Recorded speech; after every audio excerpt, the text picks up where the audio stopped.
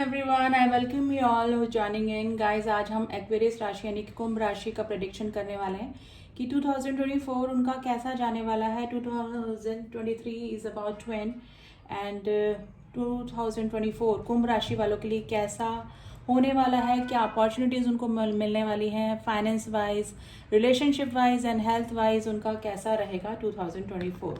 तो चलिए जानने की कोशिश करते हैं। Reading general and collective reading है, आप इस बात का ध्यान रखेंगे। ठीक है, पर्सनल रीडिंग के लिए आप कांटेक्ट कर सकते हैं जिसमें कि आपकी ही रीडिंग निकल कर आएगी एक्यूरेट। तो चलिए देखते हैं कुंभ राशि कैसा जाएगा आपका 2024।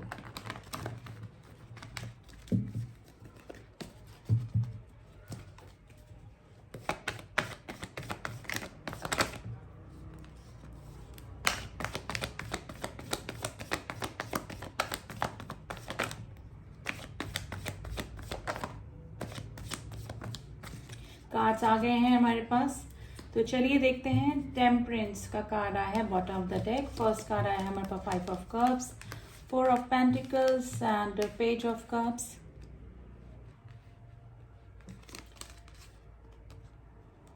Four of swords,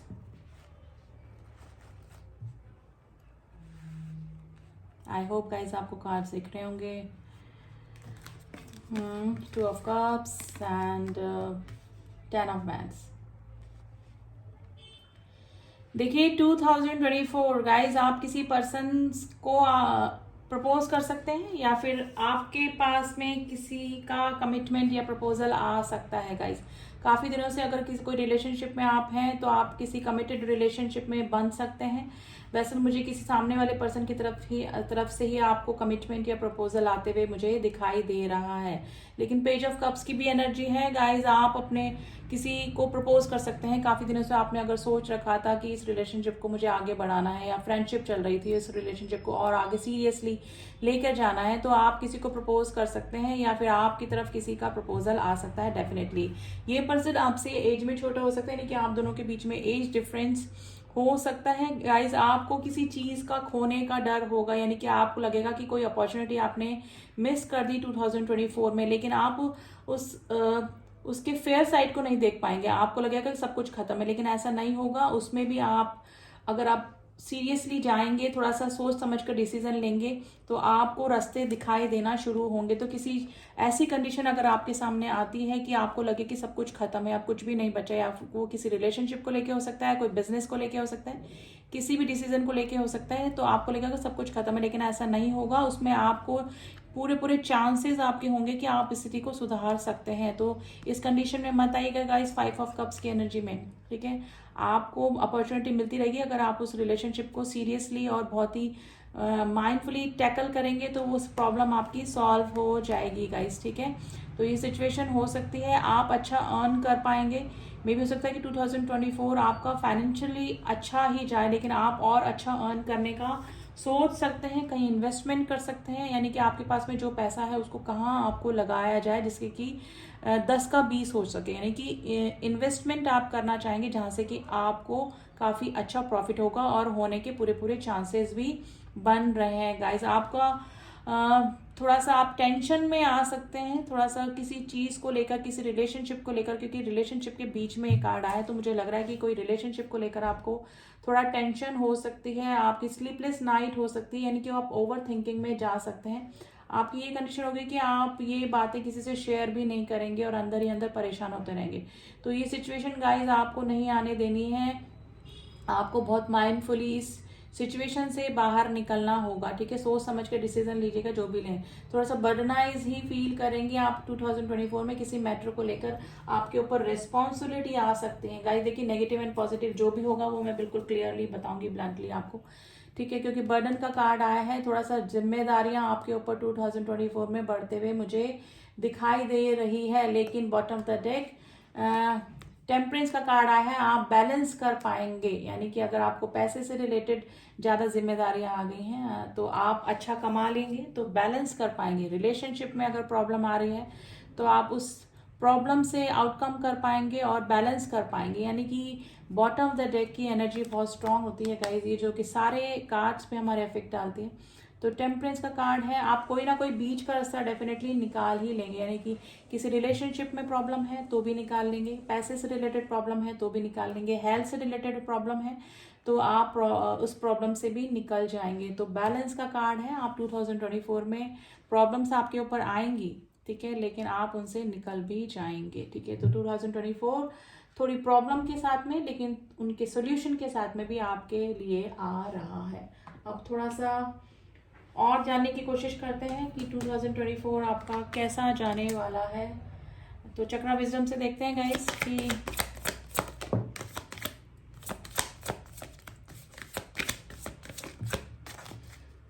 perception and the forgiveness and the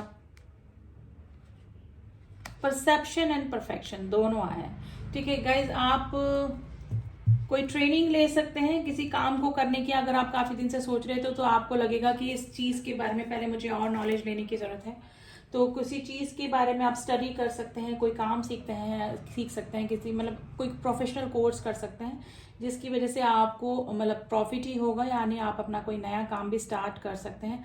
आप किसी से फॉरगिवनेस चाह सकते हैं, यानी कि आप किसी से माफ़ी मांग सकते हैं, या फिर आपसे कोई माफ़ी मांग सकता है और आपकी लाइफ में वापस से एंट्री कर सकता है। पास का कोई पर्सन, कोई फ्रेंड, कोई लवर, कोई पास लवर आपकी लाइफ में आ सकता है, जो कि माफ़ी मांग के फॉरगिवनेस आपसे मांगकर आपकी लाइफ में दोबारा से एंट्री कर सकता है गाइज। तो ये गाइज मुझे आपकी सिचुएशन में लग रहे हैं, ठीक है। आपको अगर किसी पर्सन के बारे में कोई राय बनी हुई थी कि ये पर्सन से मेरे आगे कुछ नहीं हो सकता, यानी कि आप किसी से पार्टनरशिप करना चाहते थे, आप किसी के साथ रिलेशनशिप में आना चाहते थे, तो उसको लेकर आपकी राय डेफिनेटली 2024 में चेंज हो सकती है गाइज। आप में ना थोड़ा सा ट्रांसफॉर्मेशन होगा 2024 में, लोगों को लेकर, किसी काम को लेकर, यानी कि चेंजेस आएंगे डेफिनेटली, ठीक है। तो चेंजेस के लिए तैयार रहिए, ठीक है। 2024 में आपकी लाइफ में काफ़ी कुछ बदलने वाला है, अब वो चाहे रिलेशनशिप को लेकर है या फिर किसी काम को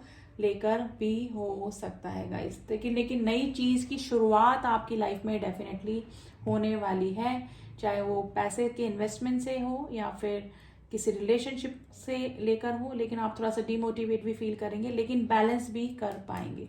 तो बर्डन विथ बैलेंस दोनों चीज़ें आपकी लाइफ में 2024 में बनी रहेगी, लेकिन आपको सोच समझकर ही किसी चीज़ के बारे में डिसीजन लेना है, ठीक है। डिमोटिवेट मत होइएगा कि सब कुछ खत्म हो गया है, ऐसा कुछ भी नहीं है।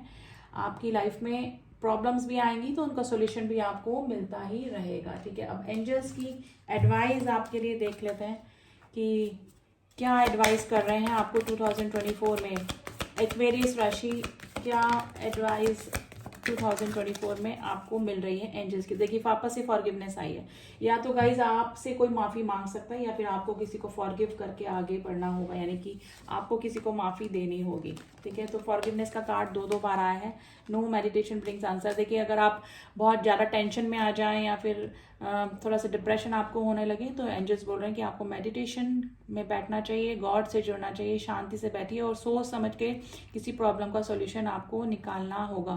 तो आप शांति से बैठिए, अगर आप मेडिटेशन नहीं करते हैं तो ध्यान में बैठिए, शांत होके ही किसी प्रॉब्लम का सॉल्यूशन निकालने की कोशिश कीजिएगा, किसी डिसीजन तक पहुंचिएगा। अभी नो के कार्ड को मुझे क्लियर करना पड़ेगा कि नो का कार्ड क्यों आया है, एंजल्स ने हमको नो का कार्ड क्यों दिया है, किस चीज़ के लिए मना किया है।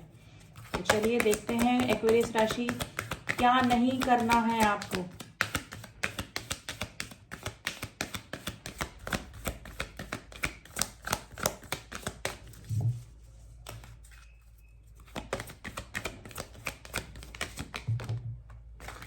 टू कार्ड्स आए हैं।